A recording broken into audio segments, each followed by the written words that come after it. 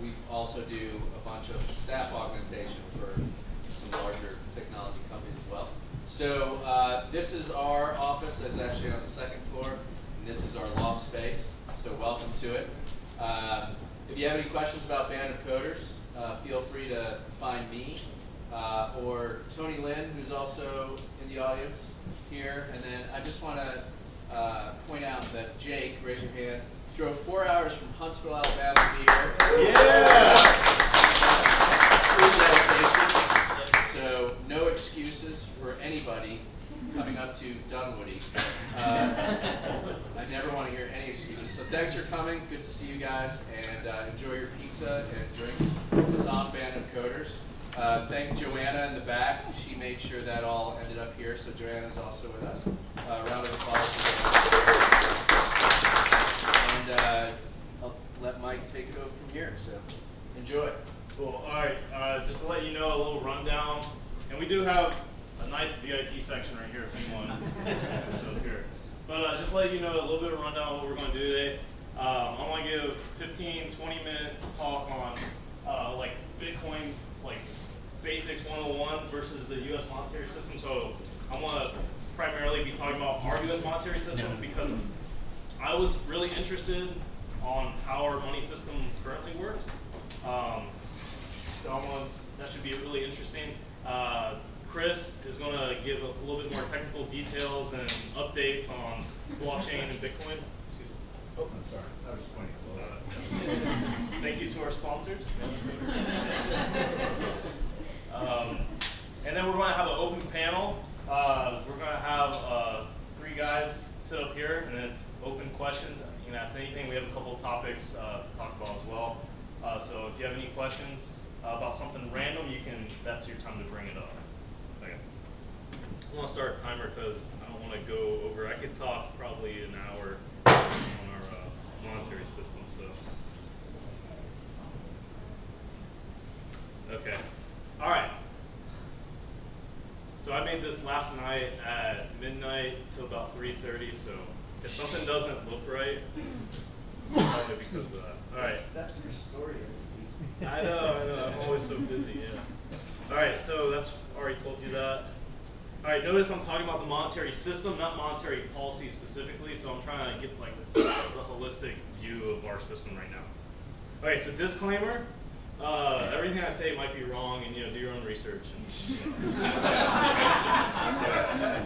Yeah, and I won't try to make this like super biased, like, oh, I hate the government or I hate the money system. I'll try to just tell you the facts, let you make your, All right, so I'm gonna chronologically dig in, because over the past month, and this is kind of like my guilty pleasure, I want to tell you everything I've learned. Over the past month, I've been doing so much research on the U.S. monetary system and really trying to dig in. And it's it's pretty complicated, and there's some eye-opening, like, whoa, what? So I want to kind of dig into this chronologically with some of the actors and some of their forces that kind of work their way down to other actors, and that's kind of how I want to go about this. So chronologically. So first thing, I start with this. This first thing is you have politicians that promise things, and pretty much, this is my opinion, whoever promises the most stuff and will get elected, or typically. And whatever they promise, like if Trump promises to build a wall, then you're going to need money to pay for it. So how does the U.S. get money? Well, they can do a couple things. One is they can collect money, like through taxes, through IRS. The other is they can sell U.S. Treasury bonds. All right, so every time we sell a bond, debt goes up, because that's a liability that we need to pay back. All right, so right now it's 19.4 trillion. It's just 19.4 trillion. All right, so this is a little graph on who owns our debt, because I was also interested on that. So you can see China is like the second holder. This is like 2015, or early 2016, so it's a little bit different. Cayman Islands. So where's the Federal Reserve? So that would just be lumped in this red circle. That's a good question, because it's a subset of this circle. So, and I don't know, to be honest. And then. Yeah. Let's create a lot of Yeah. Okay. Well, the most Yeah.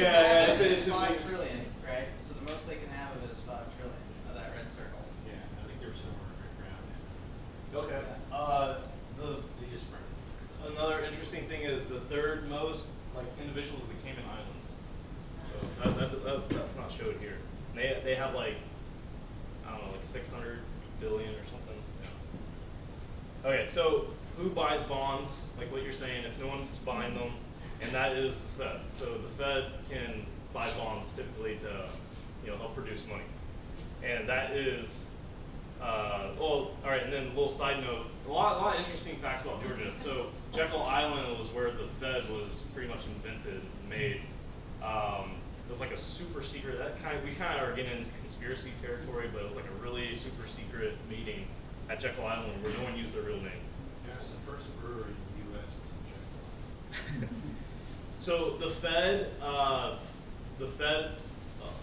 one, like what you're saying, an entity that's buying up a bunch of U.S. Treasury bonds, can't buy bonds directly. They go through primary dealers. And that's people like these guys: J.P. Morgan, Barclays, Citi, Goldman Sachs, Wells Fargo. So this is like checks and balances, right? All right. So they're using these primary dealers to buy U.S. Treasury bonds. So pretty much, you have the U.S. Treasury on the left, bankers in the middle that collect these fees and stuff. And then the Fed that has to buy, they're already said they're going to buy these U.S. Treasury bonds through the primary dealers. Seems like a pretty cool gig. So here's a little animation. Boom, making money. He doesn't know what to do with all his $100 bills, so he's smoking a cigar with one. And then they're pretty much buying a lot. That's how money is essentially invented. This is how new money gets introduced to the system, because the Fed invents money when it buys these bonds, because that's how money is kind of put into the system. And a lot of that's digital, but it also can be physical, like through the U.S. Engraving and printing, and the U.S. Mint will actually send their money to the Fed. So that's how the physical money. And then what do we do with that money? So those things that the politicians promise, then we can buy stuff, social programs for military, government employees. That's how the money kind of gets introduced into the system as well, or that's like the primary way. So all this money that the Fed's making is backed by gold, right? No. So actually, I found out. Well, I kind of already knew this. Like I thought maybe it was like at least partial, but actually the U.S. dollars aren't backed by anything. Well, not by gold. It has full faith of the government, right? So, yeah, and then another interesting thing is Fort Knox apparently has all the gold. So you can't audit the Fed, or you can't look in Fort Knox, and it's like almost like a conspiracy that Fort Knox doesn't actually have any gold. Yeah, 3 major locations: Fort Knox, around West Point, and New York. Those are the 3 ones. I threw in Fort Knox because that's what a lot of people were talking about. So and there's what some people are speculating. Okay, so here's what the actual the Fed says about what backs gold, what gives it power, whatever. And it's purchasing power is what gives money its value. I was like, man, that is like some great wisdom. I want to put that down on my slide. I was like, that is crazy. So I found that out because I went to the Fed yesterday to prepare for this presentation. I don't think Pokemon? Yeah, I don't think anyone I work with here. That's why I wasn't at work yesterday. Anyway, so I found that last quote at the Fed, and I just thought it was kind of dumbfounded, so that's why I put it up. So a little bit about the Fed, because the Fed is a great system because it's decentralized. 12 districts. Atlanta is one of them. That's where I went. Normal banks have an account with the Fed, and they can give them money and stuff. And it's a decentralized central banking system. That's what they definitely emphasize that at the Fed when you go there, that it's decentralized and Let's have somebody use the Fed. Yeah. So here's something that's kind of like I feel like no one has a good answer to. Maybe I'm just interpreting it wrong, but the Federal Reserve is part of the government, but not really, and it's not really part of the government at all. But it kind of is part of the government, and then we're going to call it Federal Reserve. But it's not really part of the government. But it kind of like is because the president picks the chairman, but it's not really. It's like a postal service. It's a private company that. Yeah, we set up like a bank. And they set it up well. It's a private company, and we're not allowed to know who owns it. Yeah, and it has like private shareholders, which are rumored to be owned by like the banks. So now you have banks making fees on like the Fed, making like banks are really running the whole system. Maybe. Sounds suspect. No, I'm not going to be biased. All right, I did go to the Fed though. You're not allowed to take pictures inside for some reason. I don't know, maybe they're worried about something. I mean, you can bring your phone in and everything, you just can't take pictures of it because they'll yell at you or something. But there's like big stacks of money, which was kind of cool. And then they have these like, I don't think they're autonomous because I think they're activated or someone's maneuvering them, maybe, I don't know. But these things were carrying around big stacks of money, which was kind of cool. When I was in there, they had like this glass wall, you could like see all the workings of the, maybe they just do that all day to placate you down. Yeah. That's the same stuff. Just move money from one room to another, you're like, ooh. There's really money there. Yeah. Just like gold. All right, and here's the Fed's purpose. And I don't think this is like textbook definition, but this was on the plaque outside. Granted, all my pictures are outside because you're not allowed to take pictures inside. The Federal Reserve System, through which our banks and government join hands to further the enduring prosperity of American commerce, industry, and agriculture. From my research says the Fed is pretty much to help, make America as prosperous as possible, stable, good growth, stuff like that. That's what the Fed's for. So some of the tools that they can do that with are the federal funds rate, discount rate, reserve requirements, quantitative easing, stuff like this, and I'm probably missing one. And they are, real quick, just to talk about this for a little bit, these are all, the federal funds rate and discount rate and stuff like that, that has to do with how they can help manipulate the interest rate with interbanking lending. So essentially, if they guarantee a certain ceiling or floor of interest, then you wouldn't give yourself a worse offer than that. You'll go to that limit. So you'll only do better than that. So if they make it, let's say at worst they'll give you 1%, then you'll only lend your money out for more than 1%, for instance. So that's kind of like how they manipulate the interest rate. So you'll never have interest rates below a certain amount or above a certain, something like that. It's complicated. Quantitative easing, to me, from doing research, that's just when the Fed pretty much injects money through buying bonds, stuff like that. And right now, I think they're doing about $89 billion a month.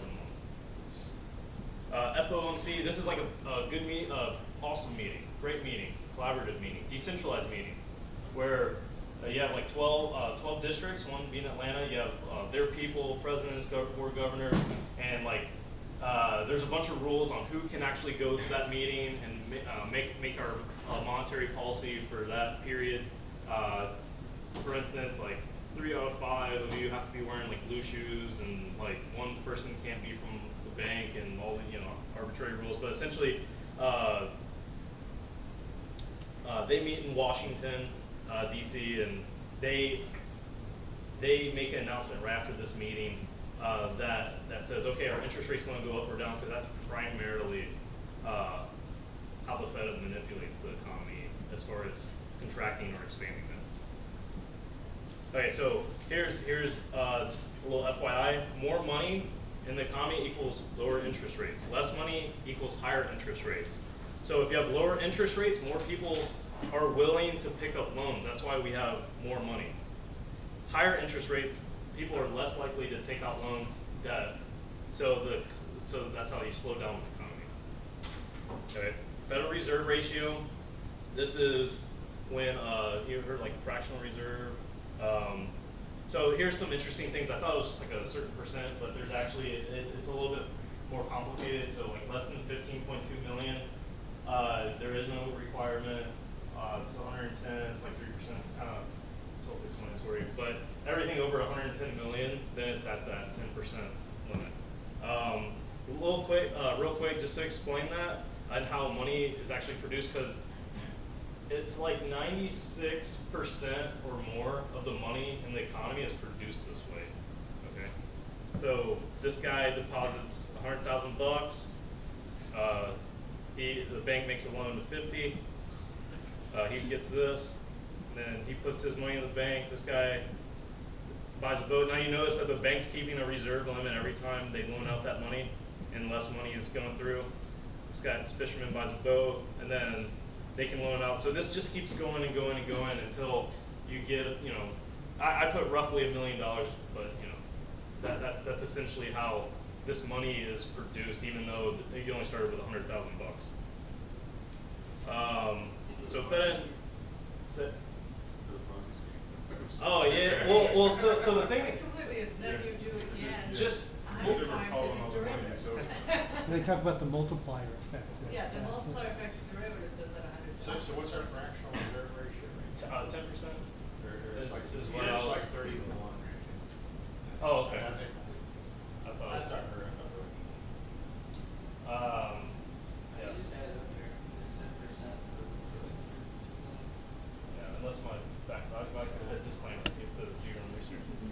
Yeah, but so if they loan out $1 million and they only have $100,000 collectively, then they can actually, these banks have accounts with the Fed, they can just borrow money to pay back those guys. Yeah. So it's not, run on the banks They now. actually borrow from other banks. Yeah, they can borrow from our banks, but even then, they have like discount windows and stuff where they can just take the worst possible rate, which is still a pretty good rate. they can Yeah. hide from each other. But Yeah. we keep- Yeah. So the Fed in a nutshell affects interest rates, produces money, which then gets fractional reserve to be even more money. And then the part that they emphasize heavily at the Fed is that they inspect the banks and make sure that they're doing a good job, that like no crisis could possibly ever happen, and like no faulty bad like loans are going out to buy mortgages and stuff like that. So the Fed actually does a great job doing that, and that's what they emphasize heavily at the Fed, which I was surprised, because why would you have to tell us that you're doing that if you're doing such a good job? So monetary base is 3.8 trillion actual money in the system. And if you remember earlier, I said the debt was 19.4 trillion.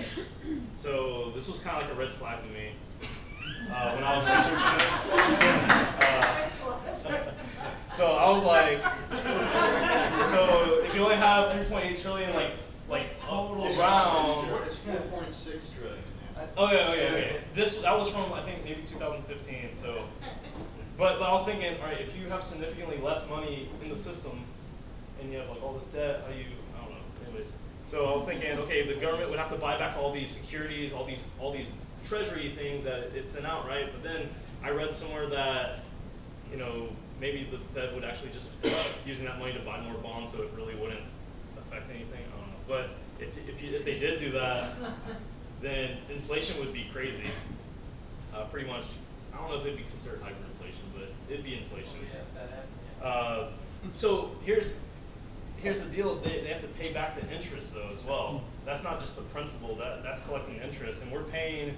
So in 2015, I thought this was kind of a small number, but maybe $223 billion paid on just interest. 2016, I guess we'll see. I'm guessing it's going to be like maybe 300-400 billion. Excuse me? That might have been a monthly. It might have been. That's a good point. Yeah. I don't know. They were making it sound like that was all of 2015, which would make that about a 2% interest rate or something, which kind of made sense. I mean, Well, it makes sense because right now, if it was 24 billion, then that'd be 10% of 20 trillion. That doesn't make sense. Yeah, no, I think that's what I was saying. I think this is annual. Yes. Yeah. And we're at all-time record low interest rates. Yeah. So Take 1.25 times. Well, yeah, but if you divide that by the number of people in America, Yeah. it's like you're talking about the yeah, the 223 billion, Yeah. divide that by the population of working adults. Yeah. So here's some things to think about that I thought about is printing money to me through what I've learned, it was kind of like a hidden tax in a way because you're essentially either you can take my money from me or I can save my money and then you can devalue it, which I can still only buy the same amount of milk and bread and gas and whatever. regardless of you either taking my money and the value doesn't go down, or you devalue and I can't buy as much. So printing money is kind of a hidden tax. Debt equals money, because when people take out loans, or college loans, credit cards, whatever, more money is put into the system. All dollars created bear interest. So all dollars are created pretty much with the idea of, if the interest rate on a bond is like 1% or whatever, and they have to promise to pay that out, then every dollar they create from the Fed, they also have to pay that interest. So pretty much if you ever want to pay back the principal plus the interest, it's kind of impossible, because you need to borrow more money from the Fed to pay back the interest, which would then incur the interest upon borrowing. So it's kind of an ongoing system where you have to keep growing, and So debt equals money when you have a fiat system. Like Yeah. that. But, this is musical chairs for our system.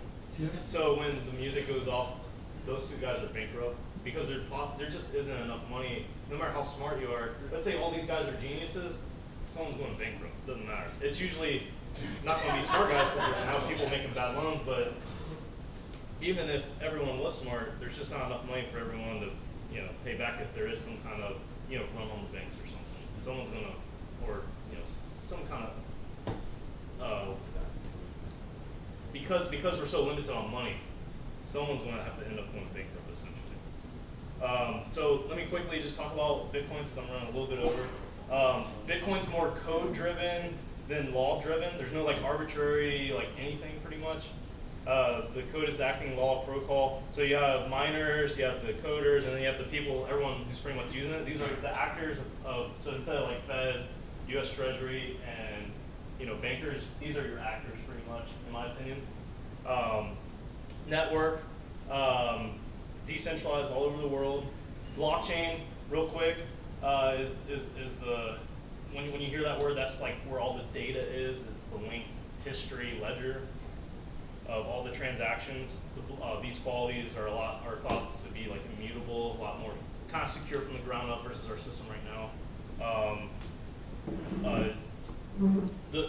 What really everyone's banking on is the opportunity cost plus electricity of compromising the system. Because the opportunity cost and electricity and all that costs so much money to compromise the system, it would be a lot more worth your while to just also invest those computers into being part of the system, because you'd make more money. So it's heavily incentive driven. That's why Bitcoin works, because of this. This is actually the crux of it. There's no incentive to be a bad actor, or there's not as much. Very set policy on monetary, the monetary supply, very set. This is the supply, and we already know it's going to be in 2060. There's no special board of governors or Fed that's going to say, okay, this month we need to do this or whatever. It's very predictable. Devices, usually primary devices are going to be like cell phones and computers over the internet, versus U.S. monetary system, checks, cash, debit, credit, whatever, BMO.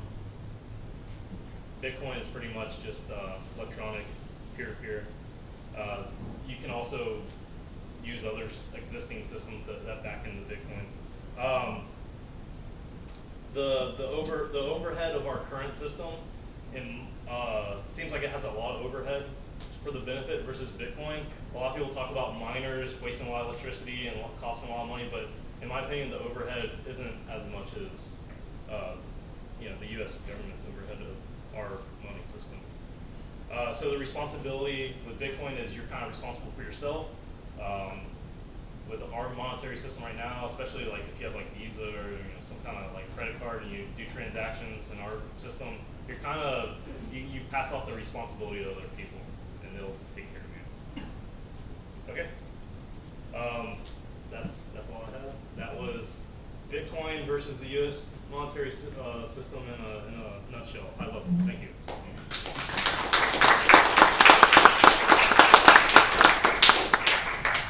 All right, next we're going to have Chris talk about more of the nitty-gritty. You sent my email? All right, you just want to come up? Yep. All right, it's a pleasure to meet everyone.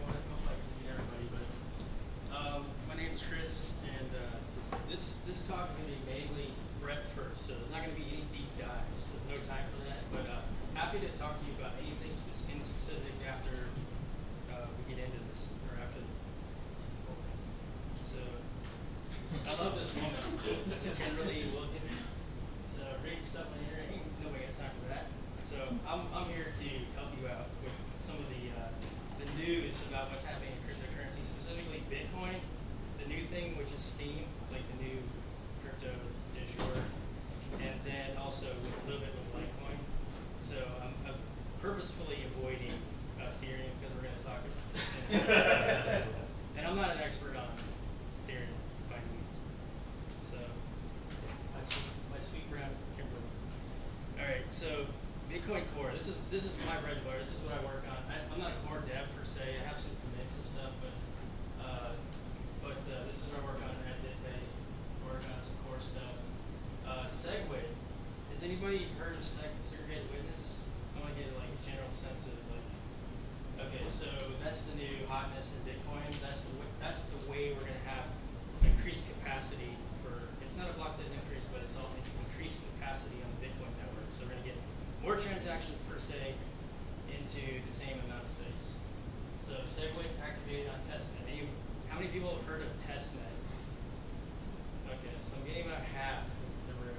So testnet is actually the same as Bitcoin, except it has a different genesis block, and it's used for testing. So people can say, oh, I wonder how this consensus rule is gonna work out. They can put their code on testnet, and they can just test it out and see how it. So testnet is worldwide, just like Bitcoin, but it's uses a different genesis block and obviously a different blockchain and all that. And you can see that there's a number 3 on it. Anybody know why there's a number 3 on testnet? There's 3 testnets. Exactly. But they're all going at the same time. No. Exactly. Why are there 3 testnets? Because they actually started to become valuable. Exactly. So people are like, oh man, this is like we could trade testnet coins. Don't trade testnet coins. We'll just be a testnet. You make for it if valuable, you do they won't do the network. Yeah. Every alt currency has its own test. Yeah. So not a good idea. If you trade testnet coins, it'll be a testnet for it. HD wallet support. Even though I'm not big on using Bitcoin Core as a Bitcoin wallet, core team is obviously invested in getting HD wallet support. That means like BIP39, BIP44, BIP49. So those are like, how many people have heard of HD wallets? Like, okay, so you're bringing in a lot of the stuff that's already in like Mycelium, it's already in Copay, it's already in a lot of other Bitcoin wallets. It has BIPs that are quite old at this point. Bitcoin Core is finally getting some of that functionality into Core, so that's good news if you're a Bitcoin Core wallet user. Any Bitcoin Core wallet users, anybody use the software as a wallet? I only see like 1 or 2 hands, so maybe it's not apropos to what you guys even care about. And there's also a new thing which is pretty important, is the sequence locks and the new opcode, which is called check sequence verify. That's just a long name for finally we're going to have support for things like Lightning Network. And there's a lot of other things that go along with this new opcode. And I can, like I said, it's breadth first, so if you're totally confused about what I'm talking about, I'm happy to talk about like these new innovations that are coming with Bitcoin, because they're actually pretty interesting and not very hard to understand, but they are very important. And then support for compact blocks. That is a pull request that has not yet to be in master, or yet to be in the master branch of the Bitcoin Core, but it's pull request 8393. So if you're interested in like making a comment about that, it's still there. Anybody from the community can go in and take a look at that. So top rules, just a set of rules around it, and that will lock those. Yeah. That is. Yeah, it's like okay. So if you're familiar with like Ethereum, how it has a Turing complete, way a language to specify smart contracts, Bitcoin has a very similar thing, except it's very, very limited. And this is one of the opcodes that you can have, and there's not very Basically many. a command. Yeah. So like when you go to form a Bitcoin transaction or command, you use a series of opcodes. Yeah, and so this says, hey, like the common use case is like if I want to defer, if I want to have a script that defers payment, this will allow that. Because I can say, Bob and Alice have a contract with each other, and past this point, it goes away, so Alice can spend the output. But before that, Bob and Alice have to sign. So it's pretty good for what's going on. So let's talk about how features are tested in Bitcoin. Like I said, testnet 3. So changes in the Bitcoin protocol. Now the changes in the protocol go through this mechanism which we call bit9. And bit9 it changes the version on the block. So if you're looking at a block explorer, you're going to have a version. Previous to bit9, you had like block version 1, block version 2, block version 3. But now with bit9, you have it's separated into binary, and so there's 32 bits in that number, and you can have up to 29. So each bit in the 32-bit number can be a separate experiment that you can have simultaneously. So each experiment that you're going through could be a hard or soft fork, but typically Bitcoin cores signal that they only do soft forks. So who knows what I'm talking about when I say soft fork? I just want to, okay, so it's about quarter of the audience, but changes to the Bitcoin protocol go through these mechanisms called forks, which means that we're changing something pretty serious, and we want to test this out really well before we even get it onto the main network. So Segwit has gone through a couple of milestones. Now they're in testnet, and they have their own bit on the bit9 version of the block. So that's what that end version is. So if you're looking at like Insight, like a block explorer, and you see like version for block, you'll see like a pretty huge number, like 598 million, right? And that means that that certain bits, if you were to convert that number, that decimal number into binary, it would have certain bits set. And you can look that up, and I'll show you exactly what I mean. So here's bit9, right? So with these new soft forks, there's two soft forks that are imminent. And one is at CSV, which is check sequence verified. And that's on mainnet as of May. And then there's Segwit, which is, they don't know exactly when they're going to go to mainnet, but they're on testnet as of May 1st. So that's what you'll see. You'll see a bit number 0, bit number 1. So How long do we forecast before segment's active? we don't know for sure, but based on my analysis, like testnet, and we can get into this too, but testnet is so fluctuating, and there's not many people that are following the rules on testnet, which means that people aren't running core on testnet, at least not with this bit set. So we don't know exactly when they're going to have 75% majority of miners setting that bit number 1 to a 1 in the version field. So it's really hard to say. And that's one of my criticisms I brought up to Scott. Does bit9 specify the percentage of people that have to reinforce on the software? Yes, it does. And what it does is you have to, when you say, okay, I want to test a feature out on Bitcoin, you have to specify 4 different things. Start date, so like when you're going to start the experiment, when it expires, a description of what you're doing, and then which bit you're going with. And it can't, obviously, none of those 4 things can collide with anybody else's experiment. Right? So this is very important if you're talking about governance and how things actually make it into Bitcoin. There's a lot of people, especially in our meetups and stuff, we wonder, how people make decisions about like what the future of Bitcoin is. This is it right here, guys. So if you have any criticisms about it, like let me know, let anybody know that you can about different ways to make it better. Because in my opinion, this is really esoteric. So, okay, so a little bit about Segwit and check sequence verified. So I just talked about when these appeared on different nets.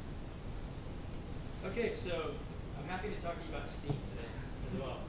And I'll breeze through this. I'm not an expert on Steam. Like Steam is very new to me, but I did a lot of research, and I'm just trying to make this interesting for you guys because I want to do the research. You don't really have to. If it piques your interest, then go do the research yourself. But if it doesn't, skip it. So how many people use Reddit here?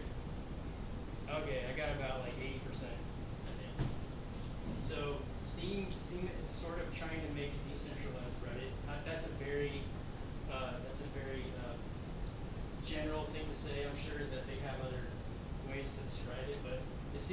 content creators and participants on the platform for their work as being curators and content providers, right?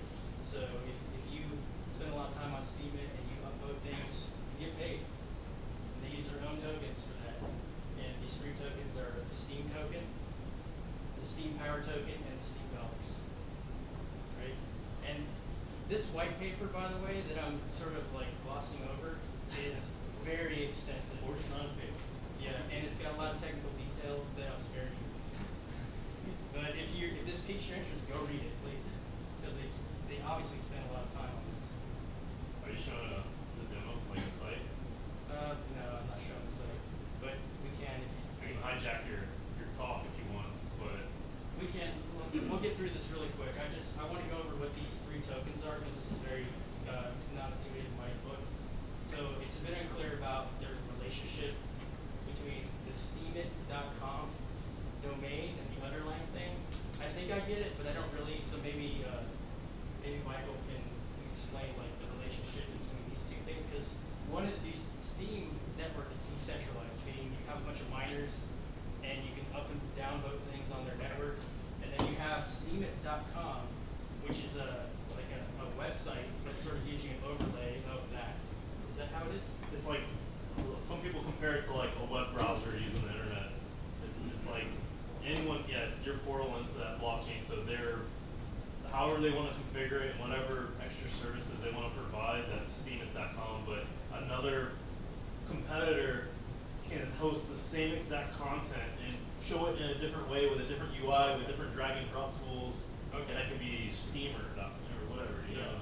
So Yeah. So what he was just saying is Steemit.com is just it's just one view of the decentralized Steam network, and you can come up with some other clever ways to sort of use that API.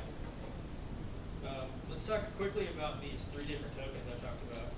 So Steam, this is the one you buy at an exchange if you want to like get into the network, or you can buy it directly from Steam.com too. So it's the unit of account. It's like Bitcoin, right? So this is when you trade back and forth.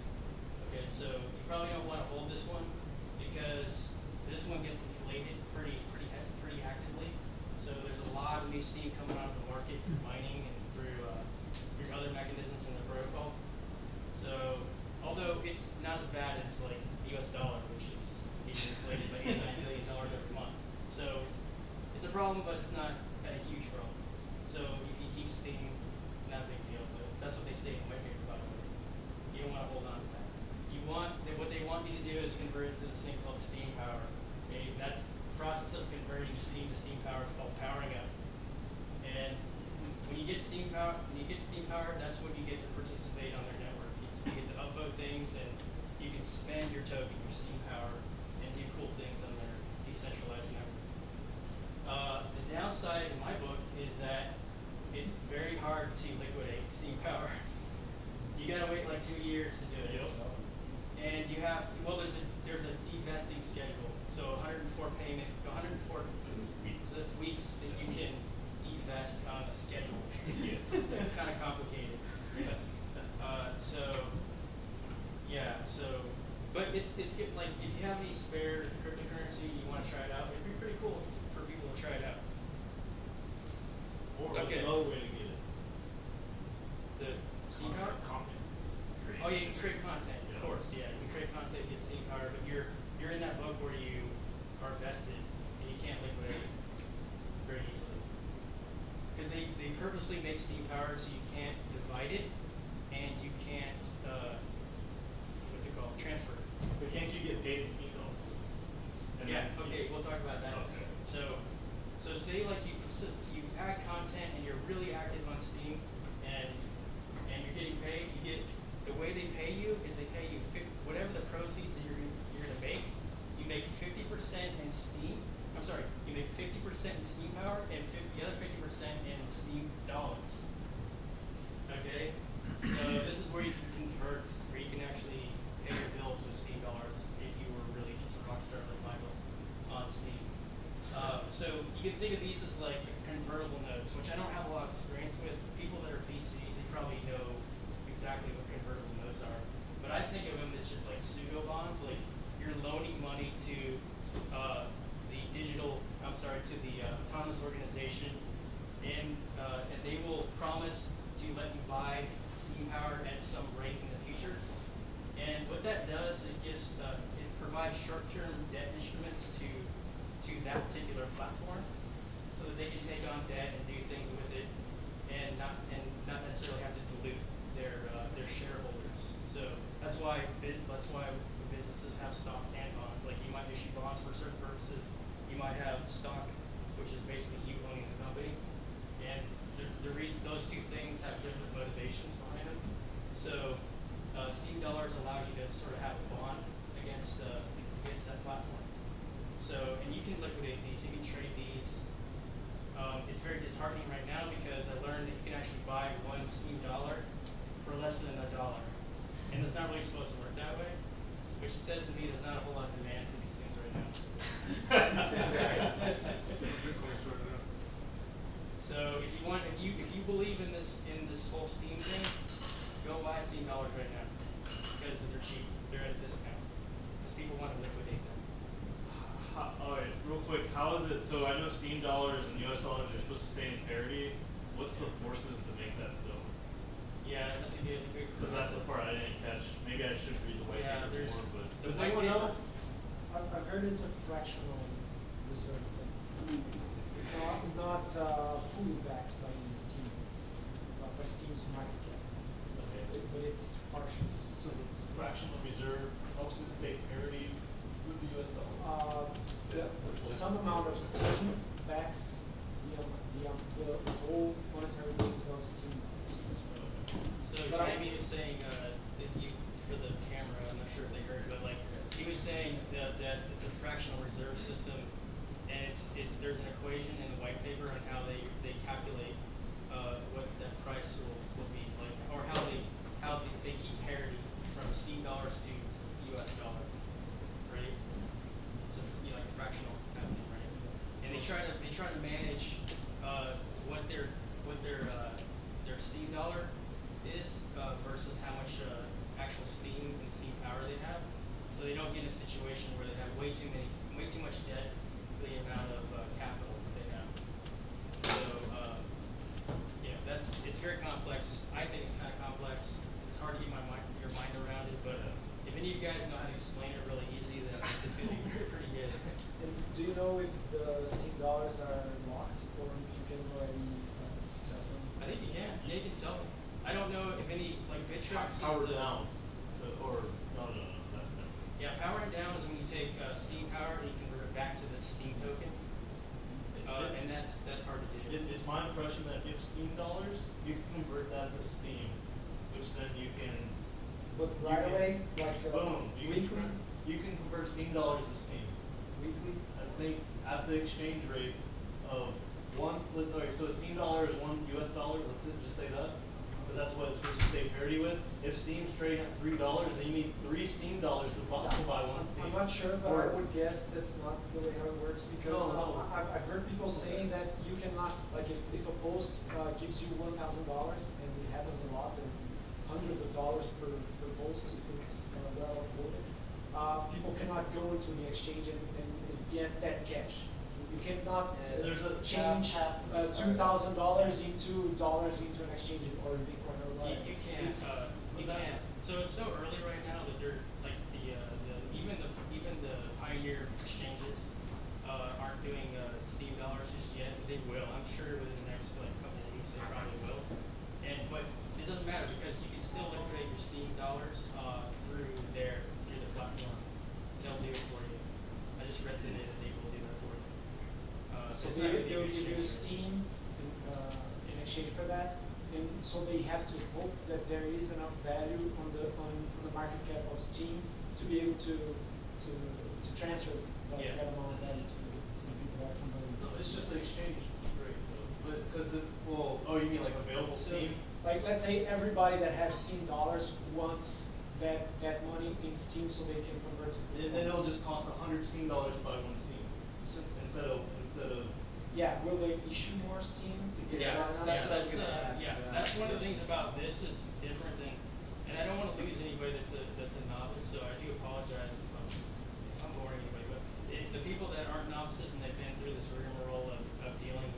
kind of complexity, like not a giant. Like like when with this platform, there's a very complex formula of how these things work. So the business logic in there is like pretty complex about what the schedules are to move Steam dollars out and that kind of thing. So that's the one thing about. Oh, by the way, this whole thing is from the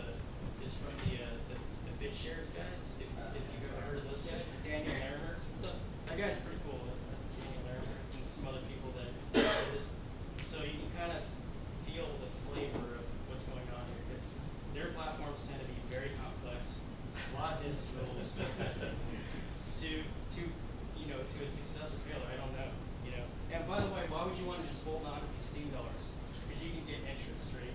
Just like on a bond, you can get interest on a bond. So that's why you want to hold on to those long term. Okay, so Litecoin, there's absolutely nothing going on in Litecoin. Like this is the last time they merged their Bitcoin fork, the Bitcoin code into their branch was 11/29/2015. So my analysis of this is that they're keeping up with the 0.10 branch, which is on Bitcoin. If anybody doesn't know, we're on 0.12.1. So we're quite a ways ahead. But Litecoin seemed to innovate early, and then they just they're coasting right now, I guess. And I'm not making any judgments on that. Maybe that's what their plans are, is to sort of have a stable backstop to Bitcoin, right? Because they always want to be the silver to Bitcoin's gold. And yeah, so Litecoin. Anyway, I can't really speak to any innovation right now. And then I'll just get briefly into Dash. Dash was formerly called Darkcoin, but it was also formerly called Xcoin. So it's obviously Darkcoin was a choice that they wanted to sort of move away from. They didn't want to be considered like this is the darknet coin or whatever. They don't want to be regarded in those terms. It's best described with the differences in Bitcoin and the mining algorithm for because this is also a proof of work system. So Dash is you actually mine it. It's not proof of stake like eventually what Ethereum will be. The mining algorithm is called X11. That means there's 11 chain algorithms that you have to go through to actually to do a hash. And so they consider it very resistant to ASICs. So how many people have heard of ASIC mining, like ASICs and all that? So that's about half the group. ASICs are obviously what we use in the Bitcoin network to secure the network, and those are specialized chips that only do one thing. They only do SHA-256 hashing, which means they just do brute force SHA-256, right? With Dash, they made it so that it's very difficult to produce a chip that will actually do the X11. And so what that means for everybody else is that if you just have a regular computer at home, you don't have a specialized chip, you can actually mine Dash. Okay, so why do we even care about Dash? Well, there's also this thing called DarkSend, which it brings this concept of fungibility into cryptocurrency. And I think, in my opinion, Dash is one of the first to sort of do this reliably. And so, who doesn't know what fungibility is?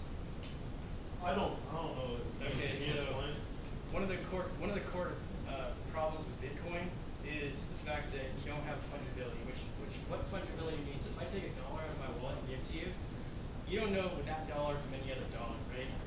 There's a serial number on it, but perceivably there's not been down anywhere. Like you can't track that one from anyone else, right?